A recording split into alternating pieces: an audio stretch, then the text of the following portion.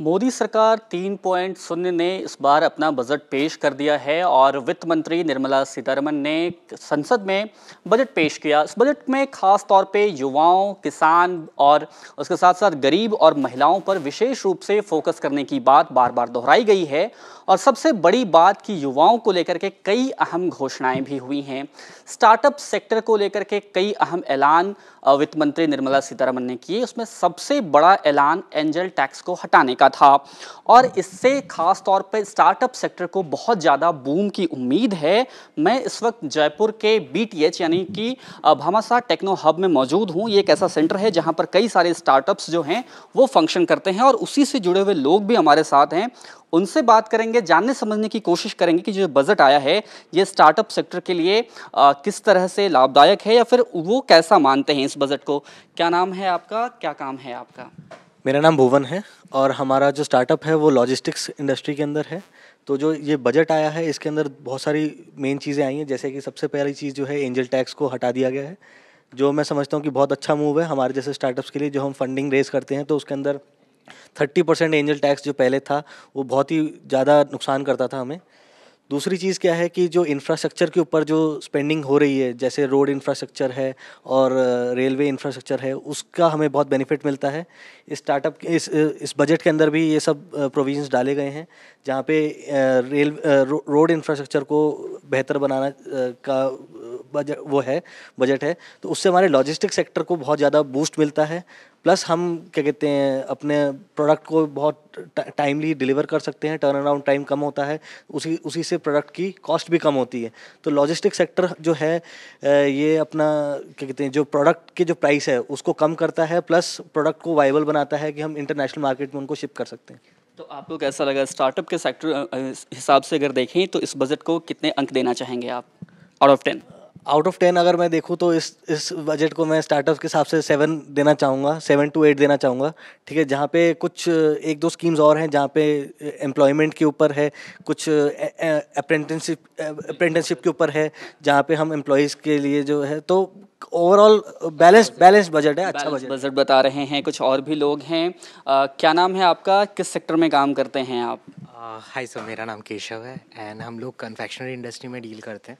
Basically कुछ candies हैं जो हम लोग बनाते हैं अभी के लिए। तो कैसा लगा बजट आपको? बजट ओवरऑल काफ़ी अच्छा है। काफ़ी सारे अच्छे पॉइंट्स हैं। एक दो है जहाँ पे स्टार्टअप थोड़े से निराश हुए थे। एक तो एंजल टैक्स हटा दिया, that's a win win kind of situation for all the startups. And इसके अलावा कुछ पॉइंट्स हैं जैसे ये एंजल टैक्स के बारे में थोड़ा समझाइए हमारे दर्शकों को कि इससे कितनी बड़ी राहत मिली है आप लोगों को, थोड़ा समझाइए इसको जल्दी। कोई भी स्टार्टअप जब पहले किसी इन्वेस्टर से फंडिंग रेज करता था तो उसको 30% जो उसने फंडिंग रेज करी है उसका गवर्नमेंट को टैक्स पे करना। यानी अगर आप 1 करोड़ ले रहे हैं तो 30 लाख रुपए आपको सरकार को देने वो other source of income for a company के अंदर कंसीडर किया जाता था। इसके लिए पहले भी इससे राहत के लिए कुछ ऑप्शन गवर्नमेंट ने प्रोवाइड किए हुए थे। स्टार्टअप इंडिया के थ्रू, DPIIT के थ्रू हम लोग उससे हटने के लिए एलिजिबल हो जाते थे।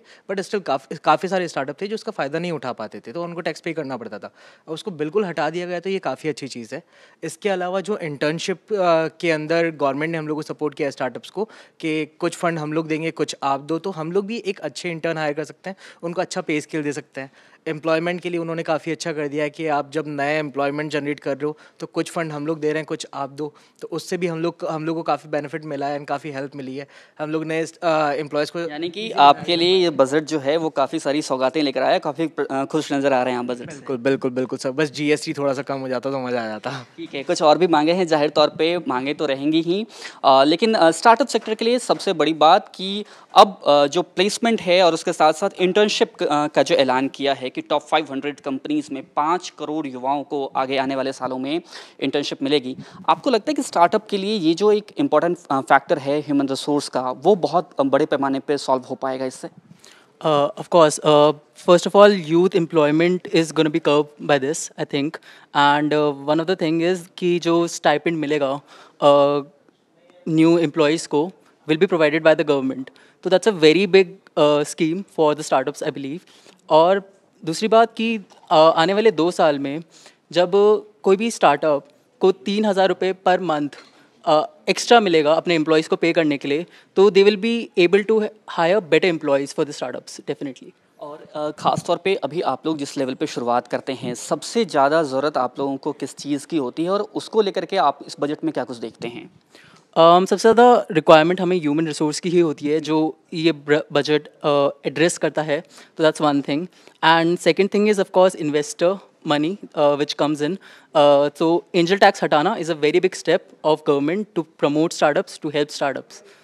बिल्कुल, तो सबसे बड़ी बात यही है कि एंजल टैक्स के हटाने से इन स्टार्टअप्स को बहुत ज़्यादा राहत मिली है। ज़ाहिर तौर पे अगर ये 1 करोड़ का इन्वेस्टमेंट लेकर आते थे अपने प्रोडक्ट और सर्विसेज की डिलीवरी के लिए, तो 30 लाख रुपए की राशि जो है वो इनको टैक्स के रूप में देनी होती थी, एक बहुत बड़ा हिस्सा देना होता था।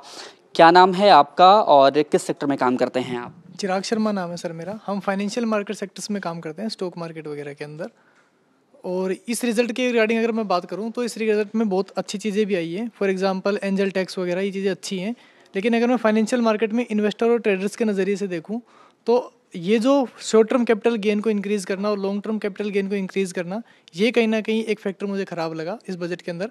बाकी ओवरऑल स्टार्टअप फील्ड के लिए बजट बहुत अच्छा लगा। 10 में से कितने अंक दे रहे हैं आप? सर 10 में से मैं इसको 7 दूंगा। 7 देंगे। बिल्कुल सर। तो 7 में तो आप पास कर रहे हैं बजट। बिल्कुल सर, बिल्कुल 7 में पास है। क्या नाम है आपका, किस सेक्टर में काम करते हैं आप? हाँ, मेरा नाम पंकज माथुर है। मैं इंटरनेशनल एजुकेशन सेक्टर में काम है। तो बजट से काफ़ी हमें आशाएं भी थी और काफ़ी खुशी भी मिली है। काफ़ी कुछ अच्छा लगा जानकर। शुरू में जब कोई भी स्टार्टअप शुरू होता है तो उसको कंप्लीट हैंड होल्डिंग की ज़रूरत पड़ती है ना। तो वो गवर्नमेंट अगर उनको सपोर्ट करे तो काफ़ी स्टार्टअप्स ऐसे हैं जो सक्सेसफुल हो सकते हैं। तो ये बजट जो है उसमें सपोर्ट करता है। जैसे एक टैक्स हेवन के लिए वो किया है उन्होंने, जो टैक्स एग्जम्पशन मिलता है हमको, उसको 31 मार्च 2025 तक एक्सटेंड कर दिया है। तो वो काफ़ी प्रोग्रेस, मतलब हमारे लिए हेल्पफुल मूव है, वो सपोर्ट करेगा हम। मुद्रा लोन की सीमा जो है वह भी बढ़ाने का ऐलान हुआ है। साथ ही साथ मैन्युफैक्चरिंग सेक्टर में अगर आप मशीनरी अगर आप लेना चाहते हैं तो वहाँ पे गवर्नमेंट जो है वो आप गारंटी देगी। आपको लगता है कि इससे भी कुछ राहत मिलेगी? डेफिनेटली इससे बहुत ज़्यादा राहत मिलेगी। शुरू में जब स्टार्टअप में मनी ही सबसे ज़्यादा प्रॉब्लम आती है, क्योंकि बैंक के पास जाते हैं तो क्योंकि आपके पास इतना इंफ्रास्ट्रक्चर है नहीं, लोन लेने के लिए वो नहीं हो, तो इसी सेक्टर में सबसे ज़्यादा गवर्नमेंट के सपोर्ट की हमें ज़रूरत पड़ती है। तो डेफिनेटली हेल्प करेगा मुद्रा लोन। तो 10 में से कितने अंक दे रहे हैं आप? 8 डेफिनेटली। 10 में से 8। तो निश्चित रूप से देखिए, ये बजट जो है वो स्टार्टअप का बजट अगर कहें तो अतिशयोक्ति नहीं होगी। और निश्चित रूप से क्योंकि खास तौर पे युवाओं को लेकर के कई सारे ऐलान जो है इस बजट में किए गए हैं। और साथ ही साथ अब इस बात की उम्मीद स्टार्टअप सेक्टर को है कि ये जो नई नीतियां अब सरकार लेकर आ रही है, इससे न सिर्फ इस सेक्टर को बूस्ट मिलेगा बल्कि बड़े पैमाने पे रोजगार भी युवाओं के लिए सृजन हो पाएंगे। कैमरा सहयोगी जसराज के साथ सोमू आनंद, एनडीटीवी।